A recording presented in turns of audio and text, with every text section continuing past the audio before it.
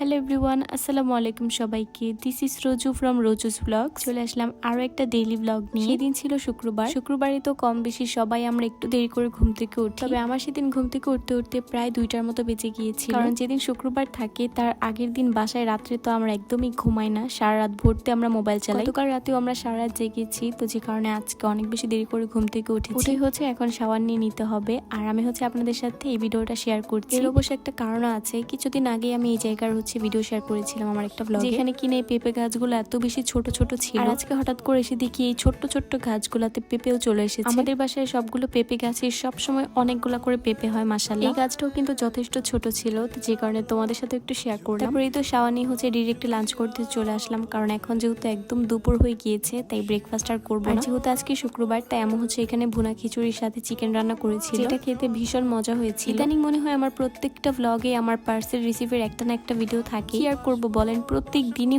আমার পার্সেল থাকে, কোনো না কোনো পার্সেল আমার আসে। এটা ছিল বেসিক্যালি একটা পিআর পার্সেল, যেটা আমি তোমাদের সাথে একটু পরে শেয়ার করবো। সেই জন্য না টেনে পুরো ব্লগটি দেখতে হবে। প্রিভিয়াস একটা ব্লগে আমি শেয়ার করেছিলাম যে আমাদের বাসার গাছ টাছ এগুলো কাটা হয়েছিল। আজকে আবার এখানে সাইজ করে সুন্দর করে ডালগুলোকে কেটে রেখেছিল। এগুলা দিয়ে মেবি লাকড়ি বানানো হবে। আমি শিওর জানি না যেগুলো দিয়ে কি করা হবে। তবে রিসেন্ট 2-3 দিন যাবত আমার বাসার অবস্থা একদমই খারাপ হয়ে গিয়েছে। এই পাতা টাতাতে একদম ছড়িয়ে ছিটে আছে, যেগুলো দেখতেও কেমন যেন একটা লাগে। দেরি করে ঘুম থেকে উঠলে দিন কোথা থেকে শুরু হয় কোথা দিয়ে শেষ হয় কিছুই বোঝা যায় না। এটা ছিল সন্ধ্যাবেলার একটা ভিডিও। সেদিন আগে থেকে প্ল্যান করে রেখেছিলাম যে আজকে মোমো বানাবো। ফার্স্টে মোমোগুলাকে এখানে সুন্দর করে শেপ দিয়ে নিয়েছি। আজকে ফ্রাইড মোমোটা বানাবো, আর কিভাবে আমি ফ্রাইড মোমোটা বানাই চলেন আপনাদের সাথেও শেয়ার করি। অ্যাজ ইউজুয়াল যেভাবে মোমো বানানো হয় সেভাবে মোমো বানিয়ে প্যানের মধ্যে একটু হালকা করে তেল দিয়ে দিব, আর সেগুলোর মধ্যে সবগুলো মোমোই দিয়ে দিব। তারপর এখানে হালকা করে একটু ফ্রাই হতে থাকবে, আর অল্প কিছুক্ষণ ফ্রাই হওয়ার পর এখানে আমি পরিমাণ মতো পানি দিয়ে দিব। সামান্য পরিমাণে এখানে পানি অ্যাড করতে হবে, যাতে মোমোগুলো হাফ ডুবে থাকে। আদারওয়াইজ বেশি করে পানি দিয়ে দিলে কিন্তু এগুলো ভালো করে স্টিম হবে না, ভিতরেও পানি চলে যেতে পারে। তারপর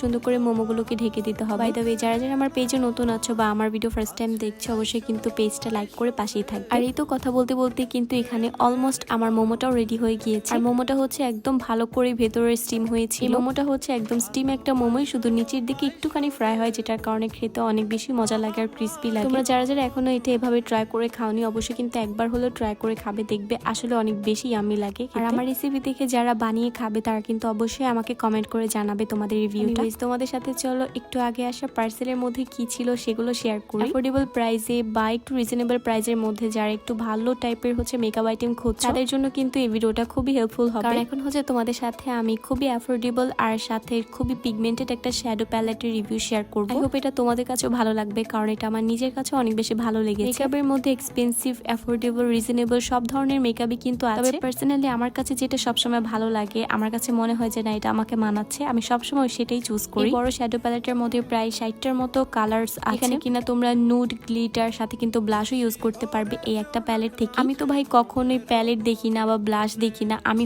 আমার যখন যেটা ভালো লাগে, আমার যদি শ্যাডো প্যালেট থেকে একটা কালার ভালো লাগে যে না এটা আমার ব্লাশ দিলে ভালো লাগবে, আমি সেটা তখনই ব্লাশ হিসেবে অ্যাপ্লাই করে ফেলি। আবার সেই সেম জিনিসটা আমি লিপস্টিক হিসেবেও অ্যাপ্লাই করে ফেলি, মানে যখন যেটা আমার কাছে ভালো লাগে, কালার ম্যাচ হয়। আর তারপর এখানে আরেকটা শ্যাডো প্যালেট ছিল। এই শ্যাডো প্যালেটে তোমরা 16টার মতো কালার ভ্যারিয়েশন পেয়ে যাবে। এটার মধ্যেও কিন্তু সেম, এখানে তোমরা নুড কালার থেকে শুরু করে গ্লিটারি সবকিছুই পেয়ে যাবে এখানে। শ্যাডো প্যালেটটা কিন্তু খুবই কিউট ছিল। তোমাদের আমি এখন একটা ইউজ করে দেখাচ্ছি যে এই শ্যাডো গুলোর আসলে পিগমেন্টেশনটা কেমন। আমার কাছে তো এই গ্লিটারি শ্যাডো গুলোর পিগমেন্টেশন অনেক বেশি ভালো লেগেছে। তারপর বড় প্যালেট থেকেও একটা তোমাদেরকে একটু টেস্ট করে দেখাচ্ছি যে আসলে সবগুলোর পিগমেন্টেশনই কেমন আছে। তোমরা একটু হলো একটা আইডিয়া পাও এই মেকআপ আইটেম গুলো সম্পর্কে। লাস্টলি এখানে একটা মাস্কারা ছিল। আমি সবসময় ববের মাস্কারাটা ইউজ করি। এই মাস্কারাটা এখন আমার ইউজ করা হয়নি, ইউজ করার পর আমি তোমাদের সাথে ইনশাআল্লাহ রিভিউ শেয়ার করব। আর এই সবগুলো মেকআপ আইটেম আমি যে পেজ থেকে নিয়েছি সেটা কিন্তু আমি আমার ক্যাপশনে মেনশন করে দিব। রাতের বেলা আজকে আমার আর আমার আম্মুর অনেক বেশি বোয়া ভাত করার ক্রেভিংস হচ্ছিল। ফার্স্টের দিকে আমরা একটু কনফিউশনে ছিলাম যে এগুলো তো অনেক বেশি ঝামেলার কাজ, বাট মা তো আসলে মাই হয়। আমি একবার শুধু বের করেছি যে আমার বোয়া ভাত খেতে ইচ্ছে করতেছে, আমার তো উড়াল দিয়ে গিয়ে